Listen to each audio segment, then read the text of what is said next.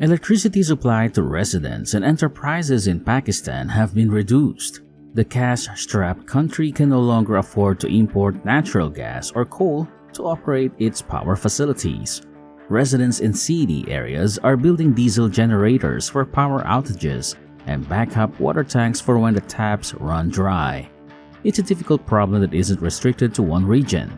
Indeed, industries, hospitals, and even mobile phone networks are shutting down in many regions, leaving nearly the whole 240 million person country without electricity for the majority of the day.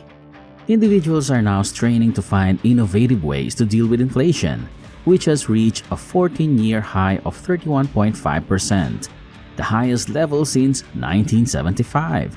The impact is seen across the country, from cities to rural regions, with the poorest people bearing the brunt of the burden as inflation affects every fundamental requirement. The price of gasoline has increased by 80%. People are compelled to endure lengthy lines and even risk being crushed in order to purchase subsidized flour. To make matters worse, the country has been reeling from the devastation of last summer's monsoon flooding, which displaced 8 million people and cost the country an estimated $30 billion in damage and lost productivity. Tens of thousands of people remain homeless and tens of millions more live on less than $3.20 a day. Pakistan's inflation rate is second only to insolvent Sri Lanka's rate of 51% in South Asia. Pakistan's condition is reminiscent of the forces that pushed the much smaller Indian Ocean island state to its knees and overthrew its government. Pakistan is now experiencing an economic crisis caused by high global oil costs, increased agricultural imports, and economic mismanagement. As if that weren't enough, the Pakistani rupee has plummeted to an all-time low of 280 per dollar. With its foreign exchange reserves dwindling, the country is now facing its greatest balance of payments crisis since World War II. Pakistan is a particularly perplexing country. It is the world's fifth most populous country, prone to instability and extremism, and nuclear armed. To put it another way, it might be the first country to fall this year. So, what went so wrong in Pakistan? Before I answer the question, allow me to introduce you all to economic news. Please like the video and subscribe with all notifications turned on by ringing the bell icon so that you won't miss any of our upcoming videos. Now, let us get back to the video. Pakistan has been dealing with economic difficulties for a long time, and they have become rather predictable. Its reliance on imports, along with a shortage of sufficient dollars, has resulted in repeated balance of payment problems throughout the years. Furthermore, the country has accumulated mountains of debt that have failed to create foreign cash, relying on Chinese finance to construct infrastructure such as highways and power plants that have failed to raise slow export figures. This trade gap may appear to be a terrible, no good, really dreadful issue. The fact is that many nations have a negative trade balance with no serious effects. Borrowing is a frequent method employed by governments to counter negative trade balances, but it is not always sustainable, particularly in Pakistan, where the government has a long history of chronic economic mismanagement. Mr. Imran Khan, Pakistan's 22nd Prime Minister, was dismissed from office in a no-confidence vote on April 10th of last year. The army generals allegedly influenced the decision as they sought to alter Pakistan's attitude away from Mr. Khan's anti-Western stance and dispel the notion that the country is China's puppet. In order to maintain its own power base, the military essentially replaced one group of corrupt politicians with another. Since its independence in 1947, Pakistan has had a history of military participation in controlling the country, whether through military dictatorships or by pulling the strings behind the scenes. Political leaders frequently rely on the military to balance power among political actors, without considering the negative effects of integrating the armed forces in state management. But when a military administration prioritizes short-term benefits, the country as a whole suffers long-term costs. This tendency can erode government functioning and degrade democracy, resulting in a lack of representation for various groups. When the military gets overly strong, it might worsen the issue. Military involvement, as shown in Myanmar's recent coup, may entirely undermine popular will and result in universal condemnation. In the end, these acts go against ordinary folks' interests and might lead to an unstable and unpredictable future. In Pakistan, the military's presence extends beyond politics and into commerce. Several current and former military people have taken on critical responsibilities that have an influence on the country's economy. These positions include managing government agencies such as power, water, telecommunications, and housing, as well as state-owned corporations such as the Civil Aviation Authority and the National Institute of Health. Since 1954, the military's commerce has expanded dramatically. This sector of the economy is opaque to the general public and is not held responsible by the government. This form of company solely serves the interests of a small set of individuals, making it unlawful by definition. Furthermore, as shown in Pakistan, a growth in military economic operations is directly proportional to political power. In Pakistan, military generals frequently try to rationalize their engagement in business as a way of helping the country's socio-economic progress.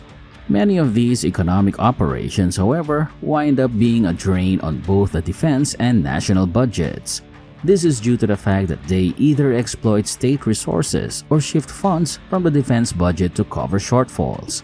In reality, Pakistan spends only 2.4% of GDP on education while spending 17.8% on the military, the lowest figure even among South Asian and neighboring countries. Furthermore, the internal economy of the military has numerous hidden costs, such as fostering crony capitalism and impeding the emergence of a free market economy. Military participation in business is not, of course, confined to Pakistan. Numerous other countries like Thailand, Indonesia, and Brazil have had comparable traditions in their early phases of development. But as their economies developed and militaries became more professional, they began to retreat from direct economic engagement. Sadly, this did not occur in Pakistan. The country requires a hard reset. We could put all politicians on a boat and take them on a long vacation, but the current situation is beyond repair. But nevertheless, given the risk of its nuclear weapons falling into the wrong hands, the world cannot afford to let Pakistan collapse. There is a structure in place for situations like these, the equivalent of bankruptcy for nations. In such cases, organizations such as the IMF and World Bank take in. Pakistan has a lengthy history of obtaining IMF assistance, with the most recent bailout amounting to $6 billion in 2019. Bailouts, on the other hand, come with the strings attached, such as the demand for a functioning government and the execution of possibly unpopular economic measures. The IMF requires assurances that the country would not be in the same situation in 6 months. Regrettably, the scenario is different this time. Pakistan is battling for another IMF bailout because of its forthcoming election, and its politicians have a history of lavishly spending to entice votes. Notwithstanding the IMF's enormous financial assistance, the sum supplied is still a penny in comparison to Pakistan's entire debt burden of roughly $240 billion. The Paris Club, a collection of Western lenders, as well as the IMF and China, account for a large portion of Pakistan's external debt, which totals around $126 billion. In reality, China alone is responsible for over $30 billion of Pakistan's external debt. According to World Bank data, poorer countries' foreign debt more than quadrupled to $860 billion between 2010 and 2020. At the same period, the proportion of poorer countries' foreign debt owing to China increased from 2% to 18%, making China the world's largest sovereign creditor to developing countries. China's lending methods to weaker countries have been criticized for leaving them unable to repay their loans and subject to Beijing's pressure. But while it is simple to blame Chinese lenders, the reality is more complicated. Some emerging countries have found themselves in serious financial problems in recent years. Sri Lanka, for example, was the first country this year to default on its foreign bonds, notwithstanding the fact that China only accounts for 10% of Sri Lanka's debt. It has been plagued by problems such as terrible policies and high food and fuel costs, which have led to riots and political unrest, eventually culminating in economic collapse. The emphasis has now switched to other nations just like El Salvador, Ghana, Egypt, Tunisia, and Pakistan, who are all thought to be in danger of default. Pakistan's predicament is especially hazardous since the country only has $3 billion in foreign currency reserves to cover 3 weeks of imports. Economists are warning of a decade of lost growth for the world's most vulnerable nations, as many have fallen further into poverty as a result of the COVID-19 pandemic, which has been exacerbated by the crisis in Ukraine. A $250 billion mountain of distressed debt is already looming, putting the developing world at danger of cascade defaults. In any event, time is of the importance for Pakistan, the world's most populous country on the edge of default. Pakistan must make some difficult decisions in order to break away from its never-ending cycle of bailouts and crises. The country's debt has reached unsustainable proportions, and restructuring may be the only way to prevent becoming a second Greece or worse. Regrettably, debt restructuring would result in a wasted decade for Pakistan, undoing decades of gains in healthcare, education, and wealth. Delaying serious economic reforms may worsen economic misery and social instability. As a result, Pakistan must confront its debt situation and adopt required economic changes.